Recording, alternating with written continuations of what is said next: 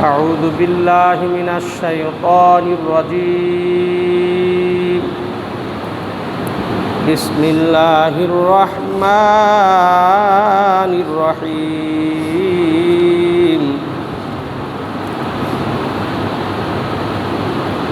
إنا أعطيناك الكوثر فصل لربك وانحر إن شانئك هو الأبتر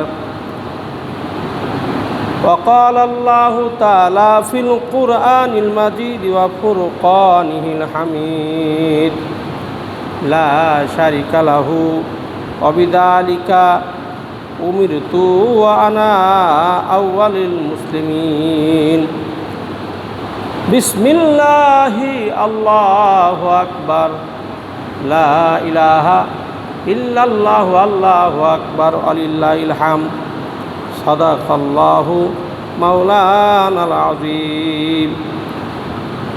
সম্মানিত মুসলিম ভাইরা, মাবুদের দরবারে শুকরিয়া। মহান আল্লাহ তাআলা আমাদেরকে অত্যন্ত গুরুত্বপূর্ণ আজকের এই দিনে আল্লাহর ঘরে প্রথমেই আসার তৌফিক ইনায়াত করেছেন। আমরা আরেকবার শুকরিয়া আদায় করি আলহামদুলিল্লাহ। আজকে যে আলোচনার বিষয় সেটা হচ্ছে কুরবানি সম্পর্কে আলোচনা করব ইনশাআল্লাহ। তো বিষয়গুলি আগে বলি। এক নম্বর বিষয় হলো, প্রথম আমরা জানব কুরবানি কি। এক। দুই নম্বর হলো কাদের উপরে কুরবানি ওয়াজিব। দুই নম্বর। তিন নম্বর হলো কোন ধরনের পশু জবাই করতে হবে এবং পশুর বয়স সীমাটা কীরকম হবে। কয় বছর বয়স হলে একটা পশু, ছাগল কয় বছর বয়স হলে, গরু কয় বছর বয়স হলে, উট কয় বছর বয়স হলে কুরবানি দেওয়া যায় এবং কাদের উপরে কুরবানি করা ওয়াজিব। এরপরে আজকের এই দিন স্মৃতি বহন করে হযরত ইব্রাহিম আলাইহিস সালাতু ওয়াস সালাম এবং তার সন্তান নবী ইসমাইল আলাইহিস সালাতু ওয়াস সালামের যে করুণ ইতিহাস কুরবানি রয়েছে, এই বিষয়গুলি আলোচনা করব ইনশাআল্লাহ। আল্লাহ যদি তৌফিক ইনায়াত করে, আল্লাহর কাছে তৌফিক কামনা করছি আল্লাহ যেন আমার মুখ থেকে এই ধরনের কথা বের করে দেয় যার কারণে মানুষ হেদায়েত পায়, না মানুষ নামাজি হয়, মানুষ দিনের পথে আসে, পরহেজকারিতা অর্জন করতে পারে। আল্লাহ সেই তৌফিক দান করুক, আমিন। আসুন মুসলিম ভাইরা, প্রথমে আমরা জানি যে কুরবানি কি। বিষয়টা জানা দরকার না? কুরবানি কেউ কেউ বলেছেন ফার্সি শব্দ, বা কেউ কেউ উর্দু শব্দের কথাও বলেছেন। কুরবানি শব্দের অর্থ কী আমরা আগে জেনে নেই। আবার আরবিতে কুরবা শব্দ আসছে, কুরবা। যেমন আল্লাহ তাআলা আদম আলাইহিস সালাম বলেছেন লা তাকরাবা হাদি শাজারা, লা তাকরাব, নিকটবর্তী হয় না, হাদি শাজার, এই গাছের। এখন কুরবানি শব্দের অর্থ হলো নিকটবর্তী হওয়া। আল্লাহ তাআলার এক নম্বর অর্থ কী আসলো? নিকটবর্তী হওয়া। দুই নম্বর হলো আল্লাহ তাআলার সান্নিধ্য লাভ করা। তাহলে আমরা কয়টা অর্থ পেলাম? দুইটা অর্থ। এক নম্বর অর্থ কি? কুরবানি শব্দের অর্থ হলো আল্লাহ নিকটবর্তী হওয়া। দুই নম্বর শব্দের অর্থ হলো কি?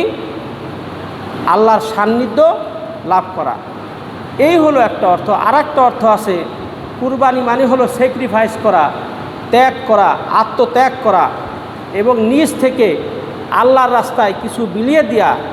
এবং আত্মত্যাগ করা মানে নিজের থেকে ত্যাগ করা, সেটা অর্থের ত্যাগ হোক বা সময়ের ত্যাগ হোক, এটা হচ্ছে কি কুরবানি করা, আল্লাহর রাস্তায় স্যাক্রিফাইস করা। এইটা আমরা জানলাম কুরবানি শব্দের অর্থ। শরী আপনার ইসতিলাহান লুগাতান আমরা জানলাম। এরপর আসুন কুরবানি কাদের উপরে ওয়াজিব।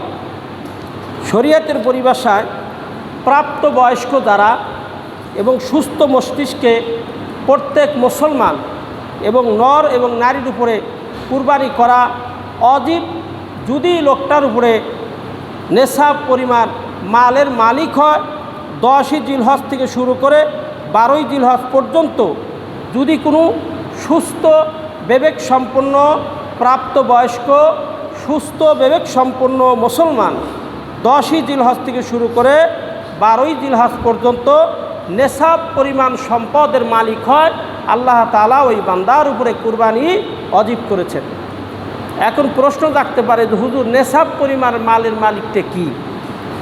নেশাব পরিমাণ মালের মালিক হলো, যেমন জাকাতের হিসাব, আপনার আরবি মাস ধরেন, ইংরেজি মাস ধরেন, জানুয়ারি থেকে ডিসেম্বর পর্যন্ত একটি বছর কোনো মানুষের দৈনন্দিন জীবন পরিচালনা করার পরে তার সকল সংসারের আয় ব্যয় হিসাবের পরে যদি তার কাছে 7.5 তোলা স্বর্ণ অথবা 52.5 তোলা রূপা অথবা সমমূল্যের সম্পদ সংসারের সকল খরচ বহন করার পরে এক্সট্রা তার কাছে বেশি পরিমাণে থাকে, ওই লোকটার উপরে জাকাত ফরজ।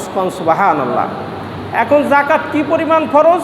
শরীয়ত পরিভাষায় বিশ্বনবী মুহাম্মদ সাল্লাল্লাহু আলাইহি ওয়াসাল্লাম বলেছে 100 টাকায় 2.5 টাকা। 100 টাকায় কত টাকা? আচ্ছা, 100 টাকায় যদি 2.5 টাকা হয় তাহলে 1000 টাকায় কত আসবে? 25 টাকা আসবে, তাই না? কত আসে? 100 টাকায় যদি 2.5 টাকা হয় 1000 টাকায় কত আসে? 25 টাকা আসে না?